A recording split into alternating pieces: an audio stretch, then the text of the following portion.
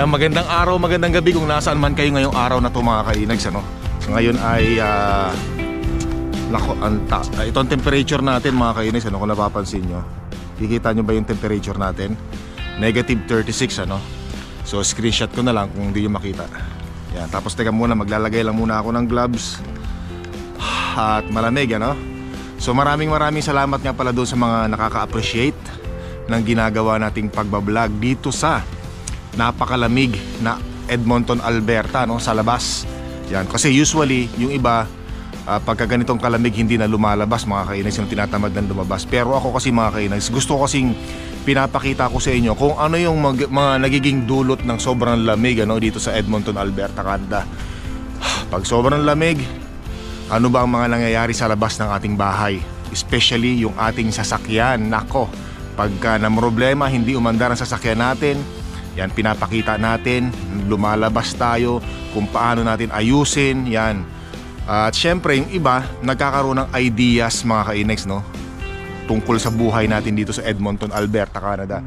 So ulitin ko uli, ang Canada mga kainags ay maraming probinsya at territories. So hindi lahat ng probinsya at basta hindi lahat ng probinsya ng Canada ay malamig at maraming snow katulad ng Alberta. Winter, spring, summer, or fall, tuloy ang buhay sa Canada. Example mga kainags, ano, sabi nila, may mga subscribers tayo na taga Toronto. Sabi nila may parte raw na Toronto na hindi nag-i-snow, pero nag-i-snow pa rin gawa ng parang nalilipat yung mga snow mula sa ibang probinsya doon sa parte ng Toronto. Yan. Tapos meron din, alam ko sa British Columbia rin mga kainags, ano, konti lang yung panahon na nag-i-snow, parang 2 buwan lang yata yan. So pero dito sa Edmonton, Alberta, Canada, siguro 6 months to 7 months ang snow, no, ang malamig na panahon. Pero alam nyo mga kainags, kahit na sobrang lamig dito sa Edmonton, Alberta, Canada, uulitin ko ulit yung sinabi ko nung nagpunta tayo ng mall, ay ang tax dito mga kainags, no, yung tax dito ay napakababa kumpara sa ibang probinsya ng Canada at territories ng Canada. Kasi ang tax dito ay 5% lang. 5% lang, no, kung ikukumpara natin sa ibang probinsya na umaabot ng 15, triple. So di bali ng malamig dito mga kainags, no, kung pag-uusapan naman natin ay ang tax, napakababa. Yan. Pero syempre dun sa mga mahihina talaga sa lamig, talagang kahit na mababa ang tax dito, ay hindi talaga papangaraping tumira rito sa Alberta, Canada. Di bali ng mataas ang tax, basta nag-i-enjoy naman sila sa weather. Yan. So marami rin mga probinsya rito na maganda ang weather mga kainags, ano.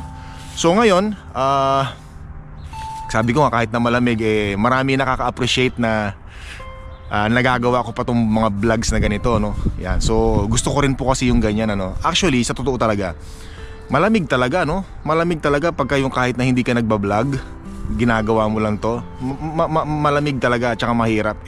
How much pa kaya kung ginagawa ko to sa sakyan ni Mahal na Reyna, inaayos ko, or may ginagawa tayo sa labas ng bahay na malamig, tapos nagbablog pa ako, mas mahirap yun mga kainags. Pero sabi ko nga, ginagawa ko yun para ipakita ko sa mga subscribers, viewers natin at sa mga kababayan natin na wala pang ideas about dito sa Edmonton, Alberta, Canada pagka ganito kalamig. Grabe. At kapag nangyari sa inyo itong mga ganitong ginagawa natin, alam nyo na kung anong mangyayari sa inyo, di ba? So gagawin ko kasi, i-start ko itong sasakyan ni Mahal na Reyna mga kainags, no? So dito kasi nagpark kagabi yung ating panganay na prinsesa. Dito siya nagpark. So bali nakasaksak yung kanyang black heater dito. So naglagay na lang extension papunta, yan, papunta dito kay Mahal na Reyna. So ngayon lang naman natin isasaksak yung mga sasakyan nila kasi pagka ganitong malamig, no, -45 pataas, yan, -37, especially sa madaling araw. Yan, pero pag mga negative pababa ng 12 o -15, yan, kaya pa yan kahit na hindi natin i-plug yung black heater nila. So subukan natin to mga kainags, ano, paandarin ulit natin yung sasakyan ni Mahal na Reyna. Hopefully umandar. Ay, sandali. Kasi napoprose na rin yung ano, ayan, yung mga ano rito, pagka malamig, ano, hindi na rin gumagana. Or siguro dahil medyo may katandaan na rin itong sasakyan na to. Nasubukan natin paandarin. Sasakyan ni mahal na rin na. Sana mandar ano. Pero at least ang importante naman ito na paandar natin kahapon. So talagang ang nagiging problema lang ay yung malamig na klima. Yan, tapos thank you talaga mga kainis. So, maraming salamat talaga sa mga comment nyo, no? Mandar to, sana mandar. Yun! Oh, ayos! One click! Alright! Alright! Good job! Yan. Lock muna natin tapos iwanan natin ng mga 20 minutes para sigurado. Yan, dito tayo. 20 minutes iwanan natin. Tapos meron nga palang nag-comment mga kainags ano, yung sabi, pwede raw ba na i-start yung sasakyan kapag kahit na nakasaksak sa block heater. To. Kahit daw ba nakasaksak sa block heater, okay lang daw ba i-start? Okay lang po yun. Ganun po talaga, wala pong problema ron. Yan, pwede kayo mag-comment mga kainags doon sa mga nakakaalam talaga.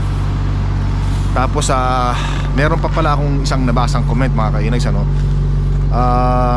Ano ba yun? Isipin ko muna para nakalimutan ko na yan no?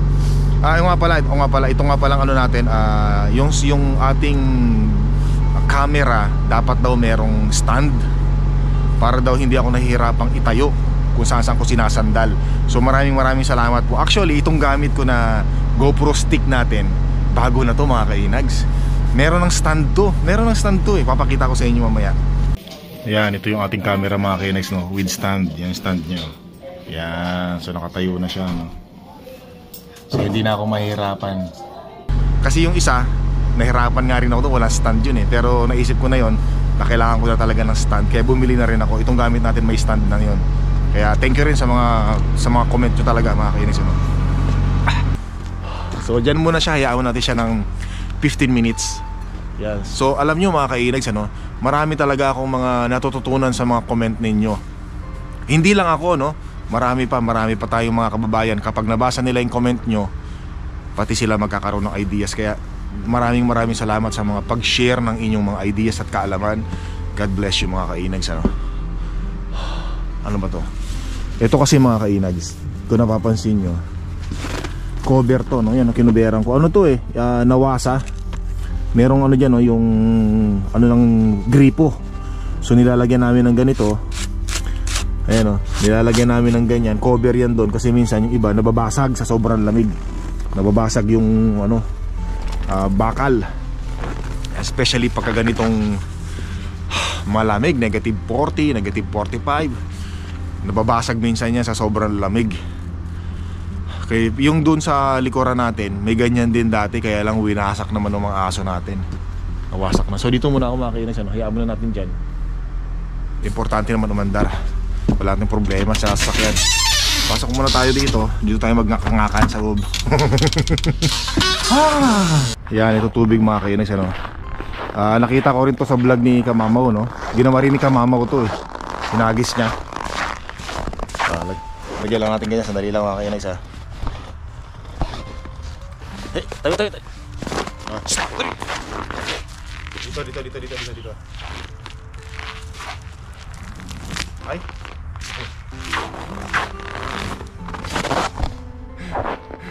Wala, parang hindi masyadong malamig ngayon ah. Pero malamig naman eh. Negative 37 nga eh. Pero ba't hindi na? Kasi malamig yun, malamig na tubig yun eh. Pabihira. Yeah, so 20 minutes mga kainags. Tanggalin na natin yung susi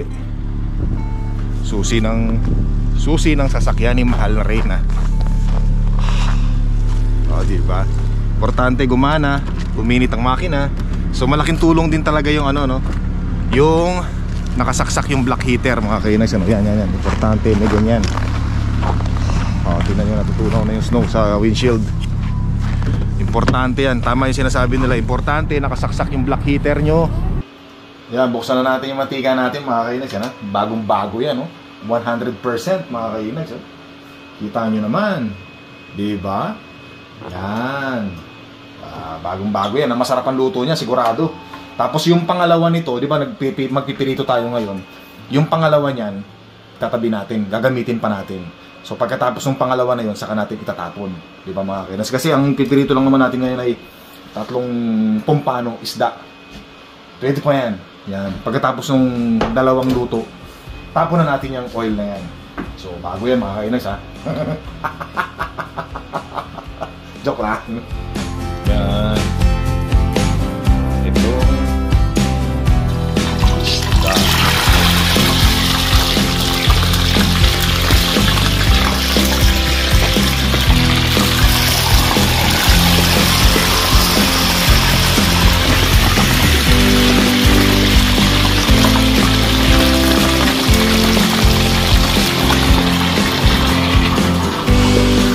Sigurado masarap yan mga kainis, ano?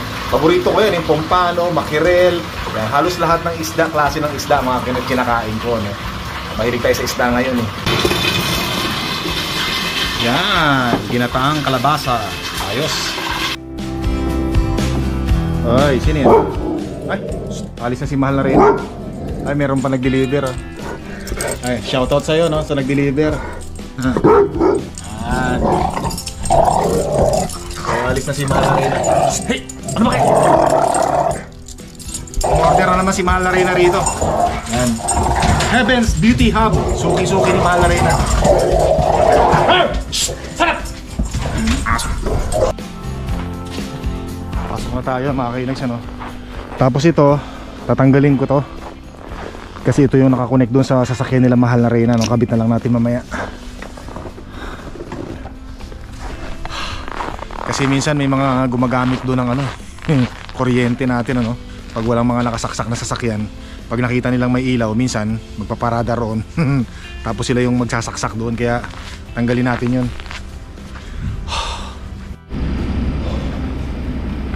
So naalala nyo mga kainex, meron tayong nilagay ng mga tornilyo rito sa step natin, ano, sa truck natin. Kasi just in case na ganitong winter, madulas to. Unlike pag meron mga screw, napapansin nyo yan, kumakapit yung sapatos natin, ano. Yan, at hindi tayo nadudulas. Pero syempre wag pa rin tayo magtitiwala, mag-ingat pa rin, maging aware. Pero malaki may naitutulong nun. Pag natapakan ng sapatos natin, hindi tayo nadudulas.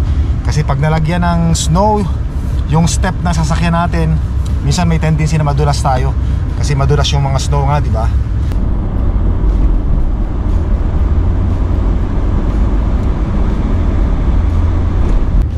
Dito na tayo sa work, no? Yan. So may ano lang tayo, may mga babasahin lang tayong comment mga kainags, ano? Yan. Gwapo, kailangan ko talaga magsuot ng ano, ng salamin, no? Hindi ko na mabasa yung mga comment nyo pagka wala akong salamin. So shoutout kay Alex Gutierrez. Sabi niya mga kainags, until I saw your video, di ko ma-imagine ang hirap na dinudulot ng snow. Ang akala kasi ng some Pinoys, masarap kapag merong snow. Yun bang abroad na abroad ang dating? Your video shows the hard and harsh reality. Your vlogs are interesting. Keep it up. Take it easy. Cheers. Maybe you need to stop the pizza and chicks the microwave to sort of reheat them. Yan. So maraming salamat po, no? Yan, totoo po yung mga kainags, ano? Kasi kumbaga kahit na mahirap yung ginagawa natin, na nagbablog tayo sa labas na malamig, inaayos natin yung sasakyan natin. Yan. Gusto ko lang po talagang i-point out doon is kung gaano kahirap dito sa Alberta, Canada, kapag malamig at merong nangyaring hindi maganda sa sasakyan natin, ayaw mandar. So yun po yung reality talaga. Ito pong isa sa shoutout din kay, kay Amor Nunez. Try nyo nga pong maghagis ng mainit na tubig sa baso kapag buhos nyo po ay talagang yelo agad sa tindi ng yelo. May napanood po kasi kami. Yan, so ginawa natin kanina, no? Kaya lang kanina hindi siya yung ano, parang tubig pa rin siya. Oo nga, no, kasi kanina negative 37 kanina, no? Shoutout kay kay Liz Tropia. Sabi niya, bakit kasi di mo stand yung camera mo para di ka mahirapan kumakain ka, hawak mo. Yan, so bumili na nga po tayo ng camera na may camera stick na may stand. Itong gamit na natin. So maraming salamat po sa comment. Tapos sabi naman ni Vilma Magtulis, grabe pala sa inyo diyan sa Edmonton, umabot ng negative 40 at feel like negative 50. Kami dito sa Toronto, so far light lang ang snow, mostly may halong. Yan.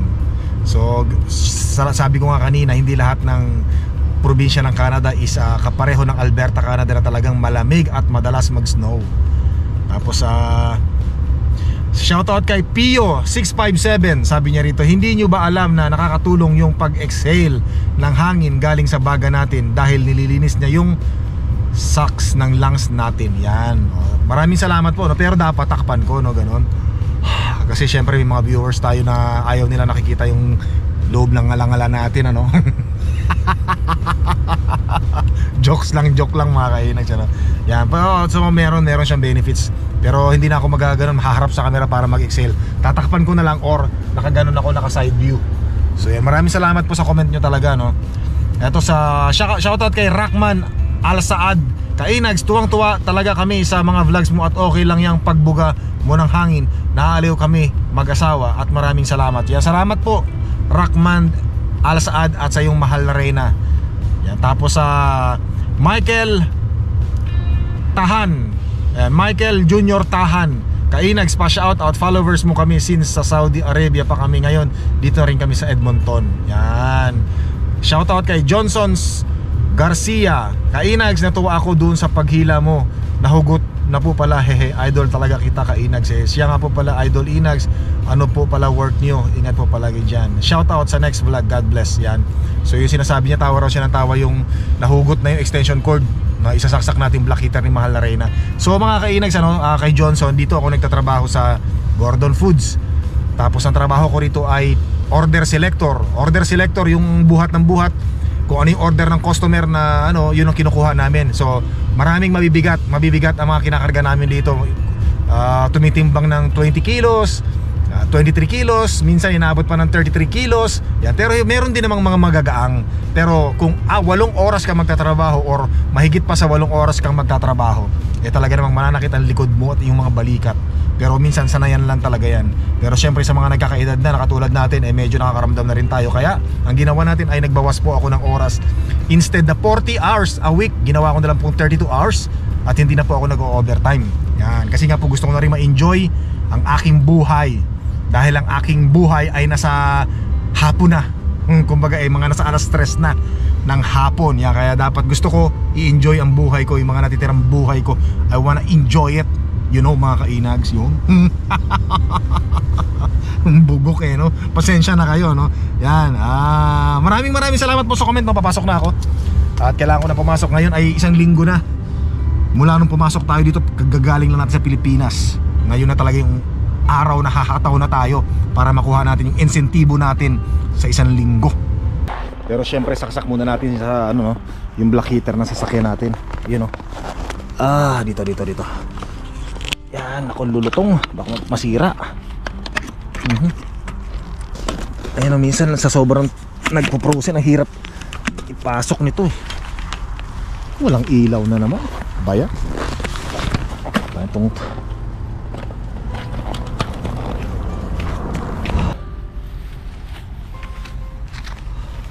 yun, meron ng ilaw.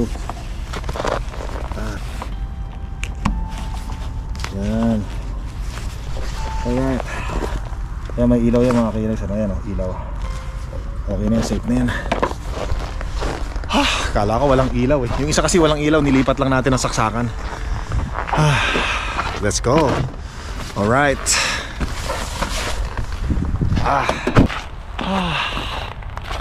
Grabe. Ito na, back to normal na tayo sa trabaho, no? Kasi last week laylo nag-warm up lang tayo sa trabaho natin. Hindi tayo masyadong pumersa sa trabaho natin kasi baka mabigla tayo. Kasi galing nga tayo sa Pilipinas, nagbakasyon tayo na 1 buwan. Baka pag piniwersa natin, syempre yung trabaho natin dito buhat ng buhat, baka mamaya wala pa tayong warm up, madisgrasya pa tayo or mapilayan. Kaya 1 linggo nag-warm up muna ako, yung light buhat lang. Hindi muna tayo nag-insentibo last week. Pero ngayong araw na to mga Kainags, so 1 linggo na to, magano tayo, bubuhat tayo ng hahataw tayo ngayon, mag-iinsentibo tayo. Totodo natin. Itotodo natin ang insentibo natin. Hataw na, back to normal ba? 1 araw mga Kainags, 1 araw na incentive ko dito sa trabaho natin, $50. Less than $50. So kulang-kulang 2,000 sa Pilipinas, no? Araw-araw yun. So sa 4 na araw, meron akong kulang-kulang na $200. Let's say sabihin natin $180. Diba? Basta makuha mo lang yung quota mo, ma-hit mo yung number, yun lang yun. Aray ko. So uwian na naman tayo mga kainags, ano? Nako, saktong sakto lang, chill na chill lang tayo ngayon. Kaya nakuha natin yung quota natin ngayong araw na to, no? Hindi man mataas yung ating na peak ngayong gabi na to, ngayong araw na to, pero umabot pa rin tayo sa quota natin. Yan. So by the way mga kainags, ano nga pala, meron pa rin palang mga nagtatanong hanggang ngayon. Naalala nyo ba yung pumunta tayo ng ng WEM? Nag-commute lang tayo, di ba? Hindi tayo nagdala ng sasakyan. So marami pa rin mga nagme-message, nagko-comment ngayon sa akin doon sa mga comment section box natin. Bakit daw hindi ko ginamit yung truck ko? Bakit daw nag-commute pa ako? Bakit daw sinacrifice ko pa yung pagko-commute? Meron naman tayong truck. Yan. So marami pa rin mga nagko-comment mga kainags, ano? Napakagandang tanong actually. So sasagutin ko uli. Nabanggit ko na yan sa last vlog natin. So pumunta ako ng WEM mga kainags kasi gusto kong ipakita sa mga kababayan natin na mga wala pang ideas about Canada kapag wala kang sasakyan. So ang gagawin mo, magbabas ka rito. At syempre habang naghihintay ka ng bus, maghihintay ka kung anong oras yung dating nila. At habang naghihintay ka kung anong oras yung dating nila, malamig mga kainags, ano? Pag inabot ka ng negative 40, kung ano yung napanood nyo nung time na naghihintay ako ng bus, ganun ang mangyayari sa inyo mga kainags, no? Ayan yung ating truck, maandar na, no? Kapal lang usok, no? Yan. So ganun yun. Pag wala kayo sasakyan at nandito na kayo sa Canada, pag maghihintay kayo ng bus, ganun mga kainags, ano? Malamig, alam kong napakalamig, alam kong mahirap yung ginawa ko na yun. Although meron naman akong sasakyan, pero sabi ko nga sa inyo, ginagawa ko yun para sa mga makakapanood kapag walang sasakyan dito sa Canada or yung mga papunta ng Canada. So ganun ang mangyayari. Yung iba naman kasi tansyado nila, no? Pero usually maghihintay ka pa rin talaga ng bus dito. Maghihintay ka pa rin kahit na alam mo kung anong oras darating. Yan, kailangan mo pa rin maghintay at talagang mararamdaman mo pa rin ang lamig ng panahon pag winter, no? Pag winter lang naman yon. Yun yung parusa sa mga commuters. Hindi na nga pala ako hindi na nga pala ako hihinga ng sa harapan ng camera kasi baka may ayaw na nakikita yung loob ng alangal ako, no? Di ba gumaganyan ako? Wag na, hindi ko nagagawin yun, hindi ko nagagawin. Pero maraming salamat sa comment yung mga kainis. So thank you very much. Siguro pagkahihinga na lang ako yung mag-i-inhale ako. Siguro nakatagilid na lang na ganyan para hindi halata ganyan, no?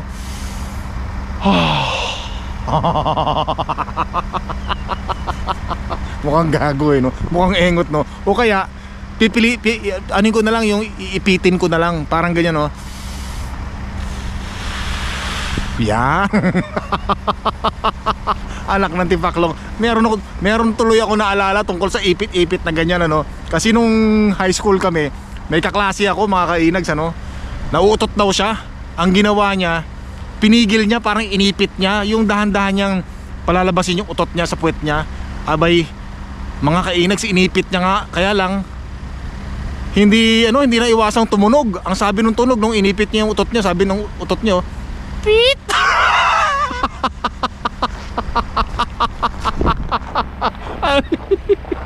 Inipit nga para hindi masyadong marinig yung tunog, no? Parang alam niyo pag inipit, di ba, parang medyo smooth ang tunog. Kaya lang hindi smooth ang tunog, eh. May lumabas na tunog mga kainags, ang sabi, pit.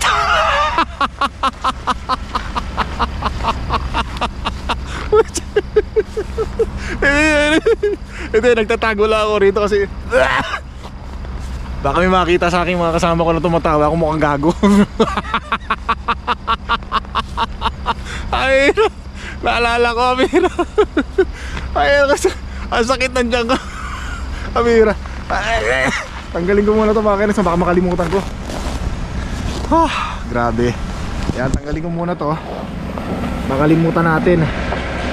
Yan. Yan. Ay, nako.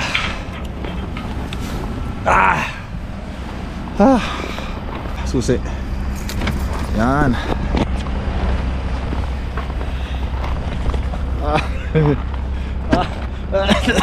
Parang pinasukan ng lamig yung lalamunan ko tsaka yung tiyan ko mga kainays nung tumawa ako.